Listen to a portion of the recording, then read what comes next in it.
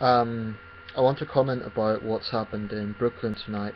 Two NYPD officers have been shot dead. Before I continue with what has happened, talking about what has happened, I want to give two, let's say, responses, because I can already predict some of the critical feedback that might come my way for making this video. The first is that some might say it's too soon to be talking about it.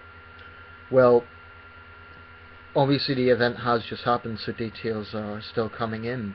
Um, but I think if it was always the case that when a tragedy happens we will wait until a week or a month afterwards to talk about it, um, that takes away the issue that these things are contemporary anyway. Something similar will happen in the future. So I don't think it's ever too soon to be talking about something, provided it's done in a sensitive way. And that's what I'm aiming to do in this video, not to inflame things. But I do think it is important to talk about the issues, very important.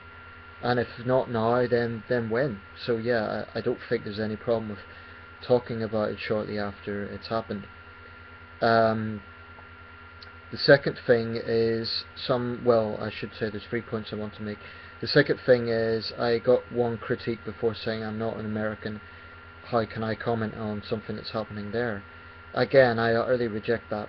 I believe that having an opinion means you can comment on any situation in anywhere in the world. It doesn't mean I know everything, and it doesn't mean that I have first-hand experience. It's just an opinion, and I'm entitled to it. Just because I'm not in America doesn't mean that I'm blind, doesn't mean that I can't see things that are going on there. I believe everyone has a right to comment on issues everywhere. I don't believe in this thing about it's an internal affair. I reject that philosophy completely. A third thing I want to make clear is in no way whatsoever that I support what has happened in Brooklyn tonight. This was a cold-blooded murder, and two men are now going to be not spending their Christmas with their families, and it's murder. It's wrong, pure and simple. So before I continue this, I want to be absolutely clear about that. In no way do I have any sympathy with the killer of these two men. But there are a few issues I want to talk about. It seems to me that regarding the usage of police,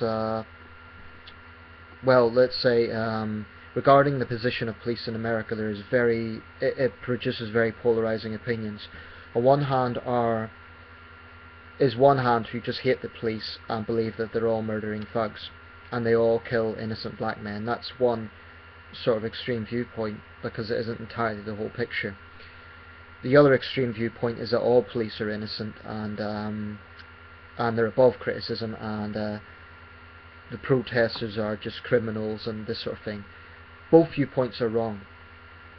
To address the first viewpoint, I believe that there is a very big problem in America with police violence.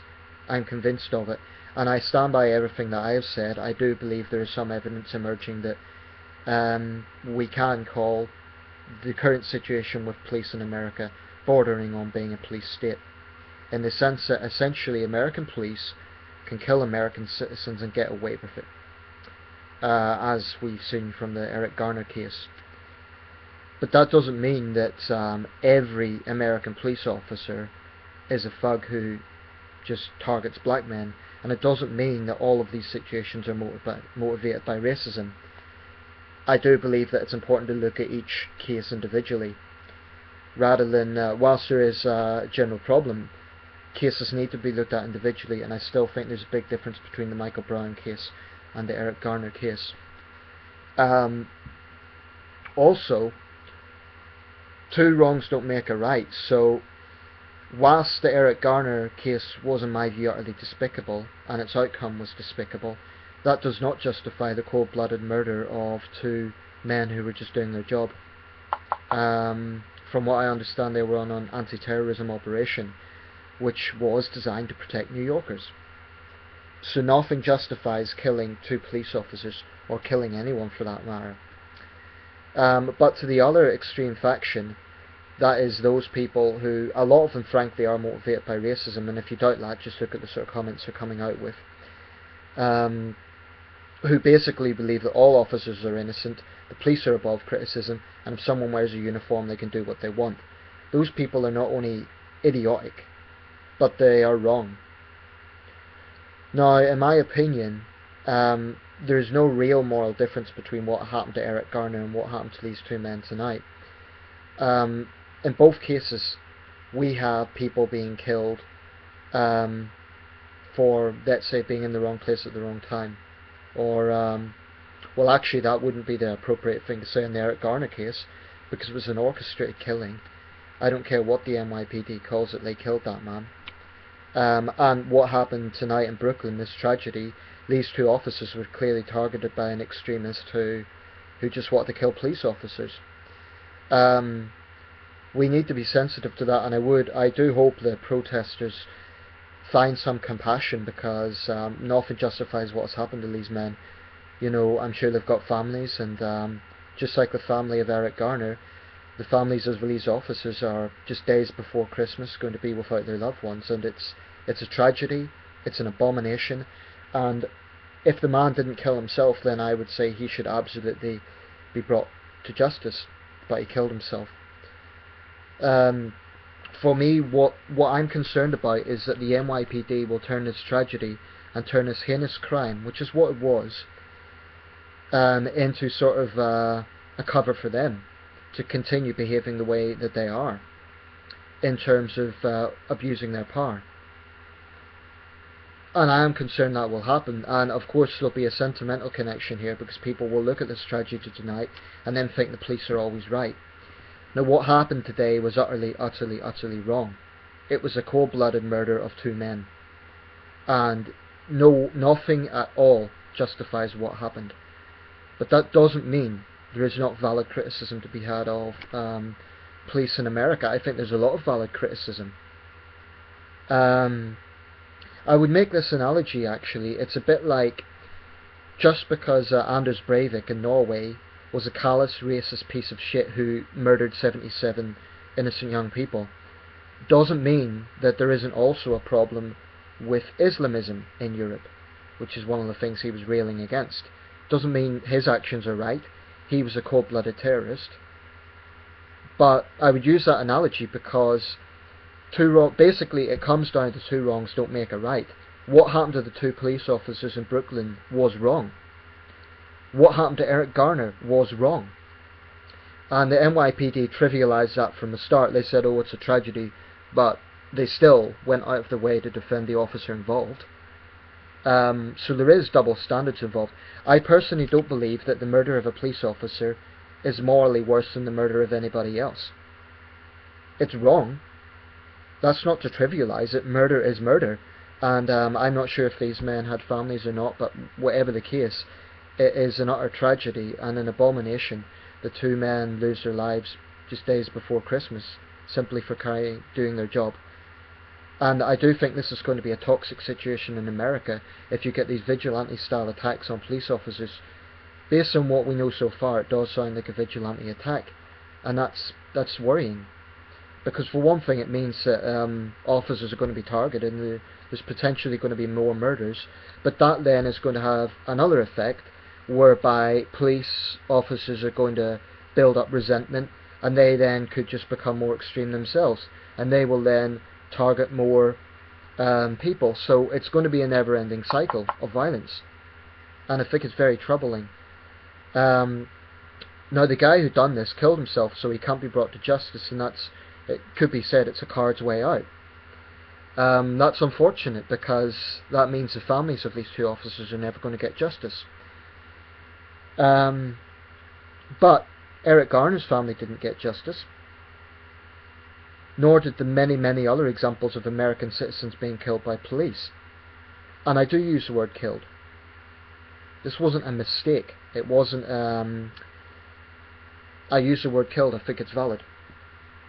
I still believe that American police have far too much power insofar as they can basically kill someone and get away with it.